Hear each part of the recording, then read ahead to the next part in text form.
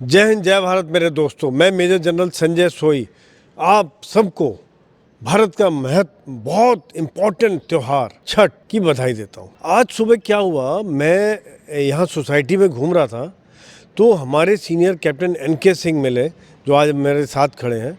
आप बिहार प्रदेश से हैं, तो आज उन्होंने बताया खरना आज मना रहे हैं। अब मुझे पता नहीं था इसके बारे में, खरना क्या चीज़ है। तो तब मैंने कहा कि सर आज इसके बारे में थोड़ा बताइए, ताकि पूरा देश जाने इस चीज़ को कि ये किस प्रकार से खरना का किस प्रकार से मनाया जाता है। क्योंकि हम तो देखा छठ में आखिरी दिन सूर्य को अर्पण किया जाता है, तो इसके बारे में थोड़ा सा मैं जानना चाहूँगा कैप्टन NK सिंह जी। दरअसल छठ पूजा बिहार और पूर्वी उत्तर प्रदेश में बहुत प्रमुखता से मनाया जाता है। इसका बहुत इम्पोर्टेंस है। ये पूजा 4 दिन का पूजा होता है जी। और इन 4 दिनों को आप शुरुआत करते हैं सबसे पहले नहाए खाए, जो 17 तारीख को शुरू हो गया। नहाए खाए जो है उसमें जो व्रती महिलाएं हैं वो इसको सुबह से स्नान ध्यान करके पूजा करने के बाद कद्दू भात उसको बोलते हैं हम लोग, जो लौकी कहते हैं। अच्छा। तो लौकी और चावल और उसमें दाल और इसे मिला के लौकी का एक डिश बनता है, डिश खास बनता है। बनता है। नहीं, उसका सब्जी बनता है, लौकी और इसका दाल का और चावल और उसमें कोई प्याज लहसुन कुछ भी नहीं होता है। और इसको बहुत ही श्रद्धा से बनाया जाता है और उस दिन से फिर उसको खाया जाता है और तब से ये पूजा शुरू हो जाती है। दूसरा दिन खरना कहलाता है। खरना में जो आज है व्रती जो कल शाम में खाना खाती हैं वो खाने के बाद आज पूरा दिन उपवास रखती हैं। सुबह में स्नान करके खरना का प्रसाद तैयार करती हैं, जिसमें मुख्यतया खीर का प्रसाद होता है और उसके साथ वो चपाती या कई जगह पूरी भी लोग बनाते हैं। लेकिन ये कार्य व्रती खुद अपने हाथों से करती हैं। अच्छा। और इसे करने के लिए उन्हें नए चूल्हे, नया स्थान ये करना पड़ता है। उसमें बहुत नियम कानून के साथ होता है। और फिर करने के बाद ऐसे तो गांव वगैरह में पहले से ही प्रथा है और अभी भी शायद मिट्टी के चूल्हों पे उपलों पे बनाई जाती है, लेकिन यहाँ शहरों में इस तरह की व्यवस्था नहीं होने से लोग अपने नए गैस चूल्हे पर गैस से भी बनाते हैं और नए स्थान पे बनाते हैं। उसको किचन में नहीं बनाते हैं। अच्छा जी, उसको अलग कमरों में बनाते हैं। और फिर शाम में वो प्रसाद चढ़ाया जाता है और चढ़ाने के बाद व्रती जो हैं उनको अपना पहले वो व्रत खोलती हैं उस प्रसाद को ग्रहण करके, जो कि बहुत ही शांत वातावरण में होता है, कोई हल्ला गुल्ला शोर शराबा नहीं होता है। और व्रती के प्रसाद खोलने के बाद बाकी घर के लोग या जो भी मेहमान हैं उनको दिया जाता है। गरीबों ज़रूरतमंदों को भी वो प्रसाद बांटा जाता है। जी, ये इसका दूसरा दिन का व्रत हो जाता है।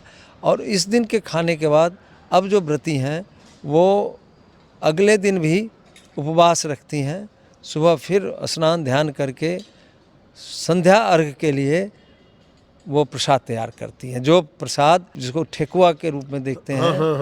उसको फिर वो हम खाए थे आपके घर। जी, वही ठेकुआ बनाते हैं सभी मिलके। बहुत बढ़िया। उसमें लिट्टी चोखा, ठेकुआ बहुत बढ़िया डिश रहती है, अब तो भारत में प्रसिद्ध हो गई हैं। जी, इसमें दूसरे कुछ लोग भी मदद कर सकते हैं, पर उन्हें भी फिर व्रत के नियमानुसार उपवास रखना होता है। स्नान ध्यान करके ही उनको मदद देंगे और वो भी सारा दिन उपवास रखेंगे। फिर वो संध्या समय फल वगैरह के साथ सूप पे सूर्य देवता को अर्घ दिया जाता है, संध्या का अर्घ। मतलब आज सुबह से व्रत चल रहा है, आज शाम को पूजा होगी, फिर आज शाम के बाद फिर कल शाम तक व्रत रहेगा। कल शाम में खाएंगे? नहीं खाएंगे। अच्छा, कल शाम के अर्घ के बाद व्रती नहीं खाएंगे। वो व्रती फिर दूसरे दिन यानी जो सुबह में जो अर्घ होता है, कल षष्ठी है। कल षष्ठी का व्रत होगा और वो फिर भोजन किए बगैर वो फिर सप्तमी को सुबह फिर प्रसाद लेकर के घाट पे जाएंगे दोबारा से और वहाँ उगते हुए सूरज को वो अर्घ देंगे और वहाँ पर ये व्रत समाप्त होता है। उसके बाद पूजा होती है छोटी सी। उस पूजा के बाद जो है व्रती अपना व्रत तोड़ती है। अरे सर बहुत बढ़िया, ये तो मतलब 36 घंटे का व्रत हो गया जी, जी। कि जो आज शाम से शुरू हो गए, परसों सुबह खाएंगे अगला प्रसाद। जी, आज शाम तो खाएंगे, लेकिन कल पूरा दिन निर्जला, परसों सुबह, तो मतलब रात से लेकर के परसों सुबह तक 36 घंटा तकरीबन हो जाता है जो उपवास होता है।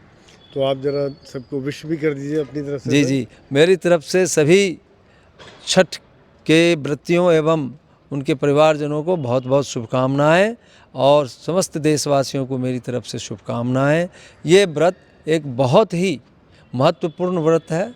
इसके पीछे ये भी कथा है कि जब श्री राम लौट करके लंका से युद्ध जीत कर वापस आए अयोध्या, पहला दिन जो दिवाली का दिन था उस दिन वो आए थे। उसके 6 दिन बाद उन्होंने राज्य की स्थापना की। तो उस राज्य में जब राज तिलक हुआ तो उससे पहले उन्होंने सूर्य भगवान की पूजा उपासना रखी, जिसमें सीता मैया और श्री राम दोनों ने उपवास रखकर षष्ठी की पूजा सूर्य देव की शाम को, और फिर सप्तमी के सुबह में उन्होंने उसकी पूजा की। उसके बाद उनका जो है ये व्रत उन्होंने खोला, और तब से ये मान्यता है ये व्रत मनाई जाती है। अरे बहुत बहुत धन्यवाद कैप्टन एन.के. सिंह सर, आपने ये ज्ञान दिया, मुझे भी नहीं पता था, मैं सच बता रहा हूँ। हम सुनते थे छठ पूजा छुट्टी है, ट्रेन भर भर के जा रही हैं, लोग छुट्टी मना रहे, बहुत बड़ा पर्व है। पर आज जो जानकारी मिली वाकई में मेरे ख्याल से आप सबको ये जान के खुशी होगी कि इसकी पूरी बैकग्राउंड और कितना मुश्किल त्यौहार है ये, इतना आसान नहीं है इसका ज़रूरत 36 घंटे तक निर्जल व्रत रखना, ये वाकई में बहुत बड़ी चीज़ है। तो मैं सर आपका बहुत बहुत धन्यवाद करता हूँ, और सभी को छठ की बहुत बहुत शुभकामनाएं, बधाई। आप सब सुखी रहें, तरक्की करें और इसी प्रकार से हंसते खेलते रहें। धन्यवाद। जय हिंद, जय भारत।